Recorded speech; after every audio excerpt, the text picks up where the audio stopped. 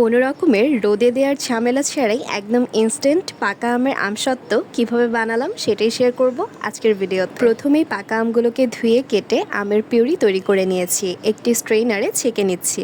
এবারে চুলায় একটি প্যানে ছেঁকে রাখা আমের পিউরি ঢেলে নিচ্ছি, দিয়ে দিচ্ছি স্বাদমতো চিনি। যেহেতু পাকা আম ব্যবহার করেছি তাই খুব বেশি চিনি অ্যাড করার প্রয়োজন নেই। অনবরত নাড়তে হবে যেন নিচে লেগে না যায়। আস্তে আস্তে একটি ঘন কনসিস্টেন্সি চলে আসবে। দিয়ে দিচ্ছি 1 চিমটি লবণ। কিছুক্ষণ জাল করার পরই সুন্দর একটি কালার চলে আসবে। এ পর্যায়ে অ্যাড করছি পানির সাথে গুলিয়ে রাখা কর্নফ্লাওয়ার অ্যাড করার পর অনবরত নাড়তে নাড়তে মিক্স করে নিতে হবে। আস্তে আস্তে বেশ ঘন হয়ে এলে চুলা থেকে নামিয়ে ফেলবো। যেই পাত্রে আমসত্ত্বটি সেট করব সামান্য তেল দিয়ে ব্রাশ করে নিতে হবে। ঢেলে নিচ্ছি আমের পিউরি।